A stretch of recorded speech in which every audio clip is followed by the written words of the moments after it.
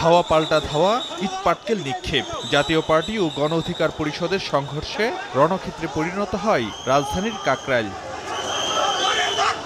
পরিস্থিতি নিয়ন্ত্রণে জাতীয় পার্টিকে সরিয়ে দেওয়ার পর গণ অধিকার কর্মীদের সড়ক ছাড়তে 10 মিনিট সময় বেঁধে দেয় আইনশৃঙ্খলা বাহিনী।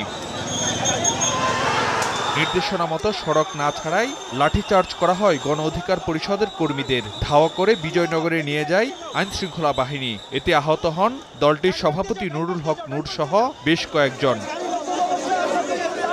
গুরুতর অবস্থায় প্রথমে কাকরাইলের ইসলামী ব্যাংক হাসপাতালে নেওয়া হয় নূরকে, পরে পাঠানো হয় ঢাকা মেডিকেল কলেজ হাসপাতালে, ভর্তি করা হয় আইসিইউতে।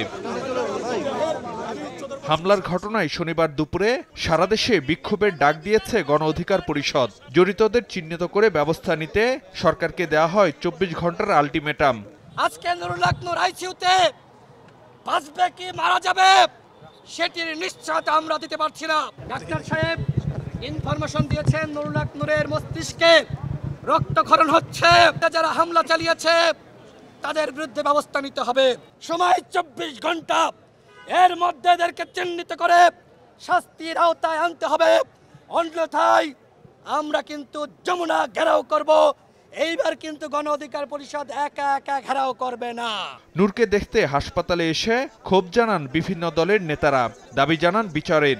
এটাকে সম্পূর্ণ পরিকল্পিতভাবে হত্যার ষড়যন্ত্র ছাড়া আর কোনোভাবে অভিহিত করা সম্ভব নয়। দেশবাসীকে এই অন্যায় আক্রমণের বিরুদ্ধে সোচ্চার হওয়ার জন্য আমরা আহ্বান জানাচ্ছি। সর্বদলীয় সভা ডাকার আমরা একটা উদ্যোগ নেব, যাতে সবাই মিলে আমরা এই ব্যাপারে আমরা স্পষ্ট কথা বলতে পারি। 24 ঘন্টার মধ্যে যদি আমরা কোনো প্রতিকার না পাই, তাহলে পরবর্তী বৃহত্তর কর্মসূচি আমরা দিব।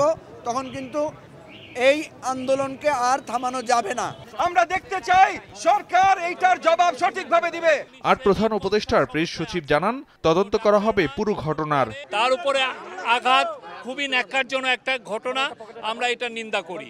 আমরা এই পুরো জিনিসটা আমরা ইনভেস্টিগেট করব। এদিকে নূরকে দেখতে আইন উপদেষ্টা আসিফ নজরুল হাসপাতালে গেলে উত্তেজনা ছড়িয়ে পড়ে গণ অধিকার পরিষদের কর্মীদের মধ্যে। ফারুক ভিয়া, রবিন, সময় সংবাদ, ঢাকা। ম্যাগিও ঠিক আমার মতোই কোয়ালিটিতে কোনো ছাড় দেয় না। 7টি দেশের সেরা খামার থেকে আসে ম্যাগি নুডলসের ময়দা। মা হিসেবে এটাই আমার জন্য গিফট।